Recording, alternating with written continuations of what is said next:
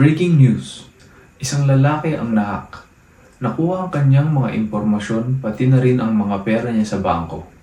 Tinanong namin live ang biktima kung paano siya nahak. Magandang araw po sa inyong lahat. Ako po si Ian Tula ng Security News. At nandito po ako para interviewin ang biktima ng hacking. Sir, ikaw po si Mr. Ako nga po, sir. Bakit? Pwede ba po ma-interview? Hello po, ako po si Ian Tula ng Security News. Pwede po ba malaman kung paano po kayo nahack? Nagtatrabaho kasi ako nun, tapos biglang may nag-text sa akin. Hinihingi yung information ng bank account ko. Ayun, binigay ko naman kasi kala ko sa mismong bank account galing yun. Tapos di ko naman nakalain na hacker na pala yun. Bali, ano po ang nilalaman na ng text na sinend sa'yo? Wait lang po, sir. Hanapin ko lang. Sige po. Ito po, sabi sa text, Hi Sir Mr. Bongo, this is the bank we are informing that you need to update your information in our bank. Click the link down below to update your information. Tapos ayun, pinindot ko siya. Tapos pinilapan ko.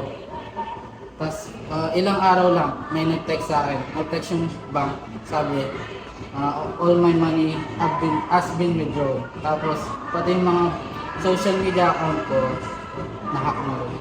Sige po, thank you po. Yun.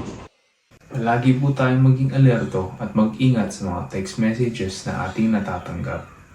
Tandaan na ang seguridad ng inyong impormasyon ay nasa inyong mga kamay.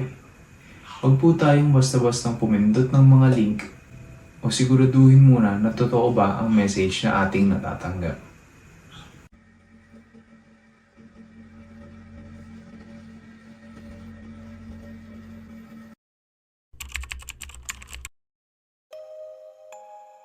Cybercrime is any criminal activity that involves a computer, a network, or the internet. It takes many forms such as identity theft, hacking, online scam, and social engineering. The victims? Anyone and everyone who lets their guard down. The world is more connected than ever before. With just a few clicks, we can talk to anyone, buy anything, and share everything. But behind the screens lurks an invisible threat. Every day, millions fall victim to these digital traps. But the biggest mistake is thinking that it won't happen to you.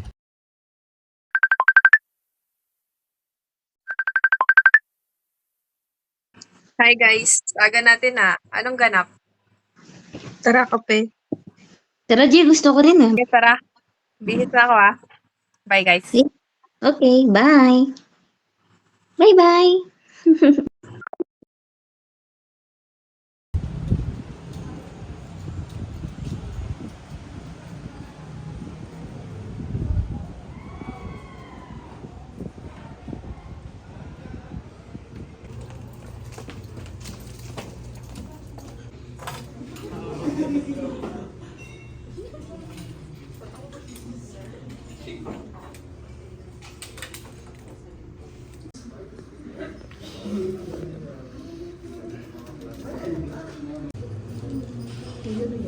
Uy, wala si ano ba to? Ang Asian na naman. Ano ba yan? Grabe ka na.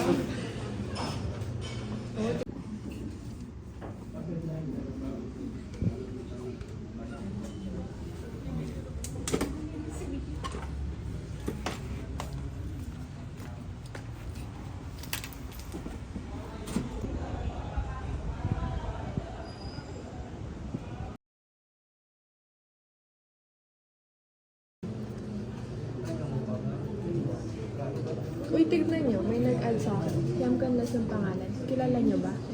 Uy, hindi. Pero, ano, mutual friend ko yata. Oo, kasi usap ko na. Bahala na. Bagong friend.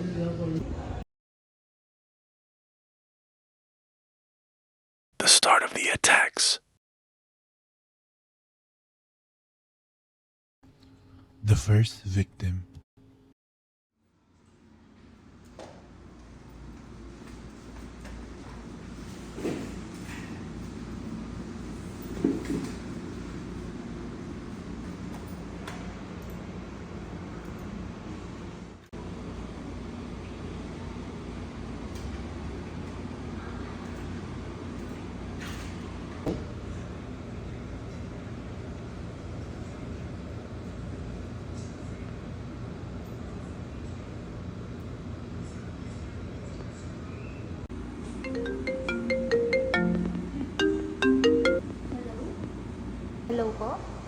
po ito?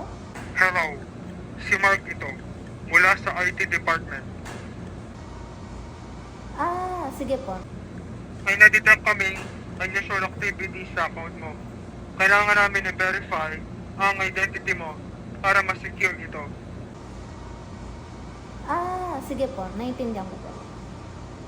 Pwede bang makuha ang employee ID at password na gagamitin mo sa work email? Ah, sige po. Bali, ito po yung student number ko po is 2022 0 then 986. Tapos po, bali, yung password ko po is, ayun po, 123 at admin. Maraming salamat po. Na-verify na po namin ang iyong account. Okay po, thank you po. O, sige. Okay. Ay.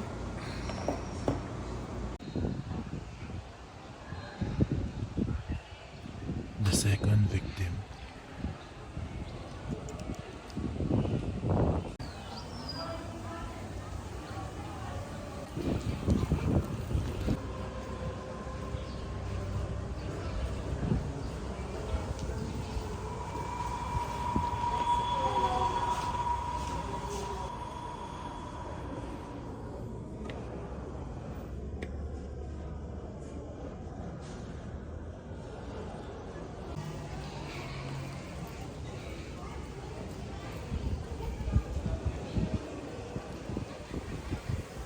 Pwede ba mapasok na kayo?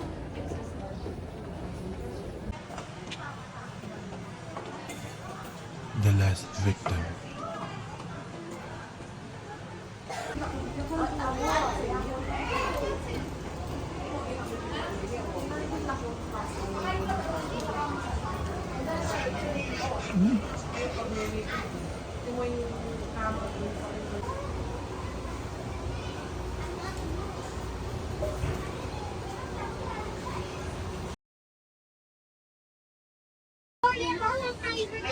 Nag-check din ba si Marisa mo?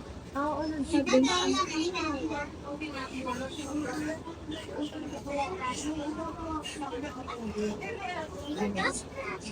Uy, bawal yun! Ay, wait lang! Bata! Oh, tayo na to. OMG, tignan mo, legit ba to? Mukha namang legit kasi di ka siyang nag-tag. Legit naman siguro. Sige, ano ka na ako sa link.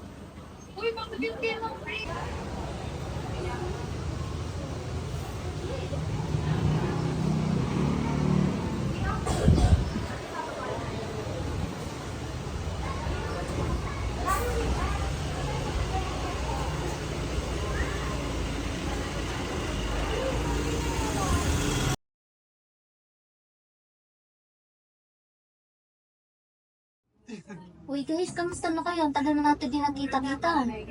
Uy, Franz, okay ka lang. Alam niyo, since nung nakuha ko yung message dun sa giveaway, lagi na ako nakaka-receive ng spam messages. Ako din, lagi akong nakaka-receive ng email. Pero yun nga, laging yung pinapano yung password ko and verification. Kala ko, ako lang kayo din pala.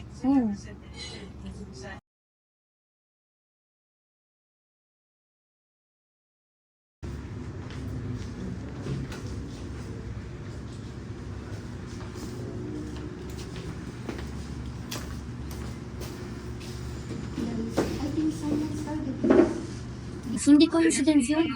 Pati mo rin ba? Siguro. Nagdodod na rin ako eh. Kasi lahat tayo na-target namin. Kaya, sa tingin niyo? Sa tingin ko, possible yan. Guys, try nyo nga mag-reply sa mga nag-message. Tingnan nyo kung mag-re-respond. Sige, try nyo muna ng replyan. Mag-order muna ako. Sige, try ko.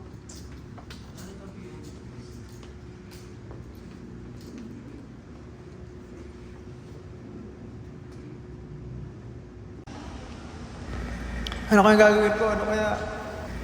Ano kaya? Guys. Tingnan nyo to, guys.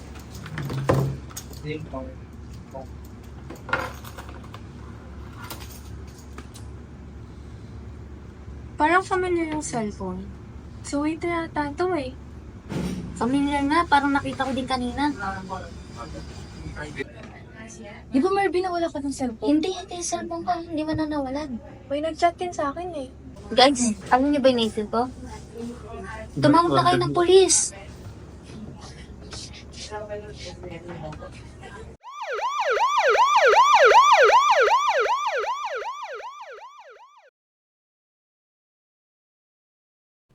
Paano po kayo na-hack? Ganito po kasi yan. Nag-start po yan ng may nag-call po sa akin na IT department. Then, inas niya po yung student number ko and yung password. Dahil daw po may yung activities daw po na unusual daw po na lumilitaw sa aking account. So, yun po binigay ko kasi sa IT department daw po siya. So, anong nangyari naman po sa akin, habang naglalakad ako, meron pong mag-message sa akin na nagsasabi na siya daw yung kaibigan ko. And hinihingi niya yung contact information ko. And syempre, ako naman po, akala ko, siya yung kaibigan ko. So, binigay ko po yung information ko, like my contact number. So, ang nangyari, after a few days lang po, ang dami ko na pong nare-receive na spam messages sa number ko, maging sa social media ko po. Bale, ganito po yung nangyari. Kumakain lang po kami ng mga kaibigan sa may food court ng school. Tapos, may biglang nag-chat sa akin na nanalo daw po ako sa GCash. Yung giveaway po pala ng GCash. And then, naniwala naman po ako, pinatulan ko. Akala ko kasi legit eh. Tapos, ayun, mga ilang araw, nagulat na lang ako na naubos lahat ng pera ko sa GCash. Sa susunod po, mag-ingat na po kayo. Siguraduhin nyo po muna ang kausap nyo ay ang kilala nyo at katrabaho nyo. Handaan nyo po. Maraming haraan ang mga social engineering attack para makuha ang personal na impormasyon natin. Kaya wag din po kayo basta-bastang nagbibigay ng impormasyon sa hindi nyo kakilala. Laging maging mapanuri at wag basta magtiwala.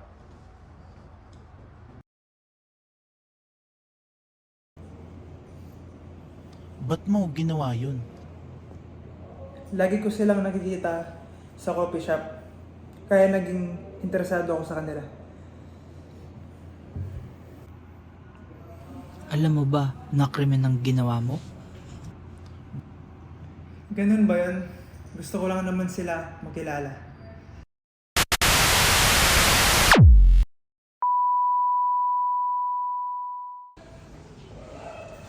Uy, sino yan? Uy, bago kayo nakakausap eh. Kasi nung unang huli kayo sa inyo. Bago na naman yun eh. Hindi dati. Anong pangalan? Boss on. Ayun, Mahilig ka. Meron naman nag-chat sa akin. Naku, baka ganun na naman yan. I-block mo na yan. Kaya nga, baka Dapat magluto na tayo. Sige. Yan, tama yan. Ano na nga?